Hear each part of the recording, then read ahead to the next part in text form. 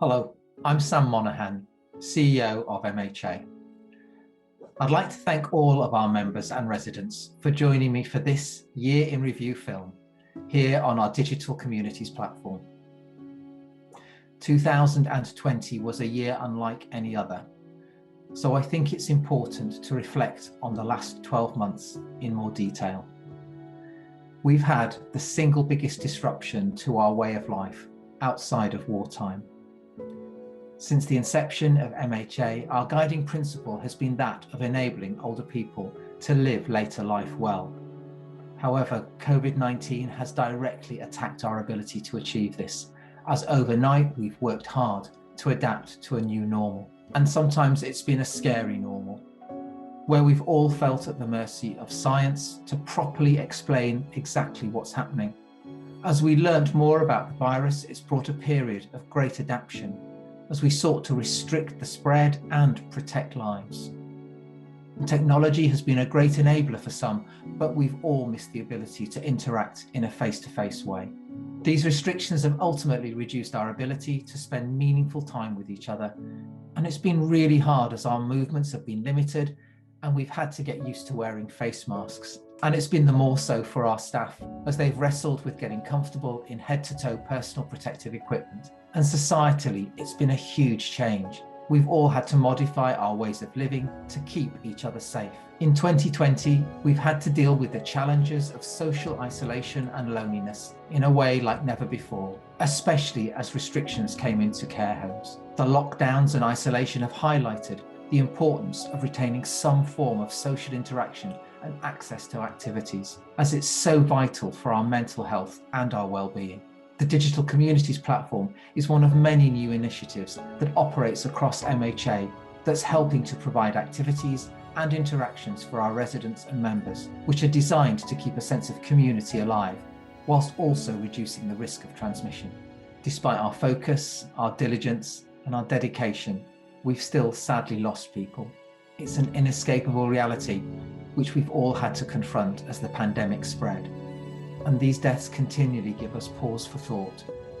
And it's something that I'm sure will remain with all of us when we think of life under the shadow of COVID-19. MHA has suffered deaths across England, Scotland, and Wales, across many of our MHA homes and schemes. And it's been indiscriminate in taking from us, our residents, members, and our MHA colleagues. So I'd like to collectively take a moment's silence and reflect on those who are no longer with us, because despite being gone, they are not forgotten and will live on in all of our hearts and minds. Despite these moments of intense darkness, there has always remained an unswerving feeling of hope. And I personally couldn't be prouder of our extended family within MHA, and it's humbling to see how colleagues have continued to go the extra mile throughout the whole pandemic. For you, our residents and members, there does appear to be some tentative signs of hope, and consideration is being given to when and how current restrictions might start to be lifted in the coming months. The falling cases of COVID-19 in the general population is thankfully starting to be matched by a reduction in the number of residents and colleagues testing positive for COVID-19 in our MHA homes and schemes. Again, this is reflecting the national picture.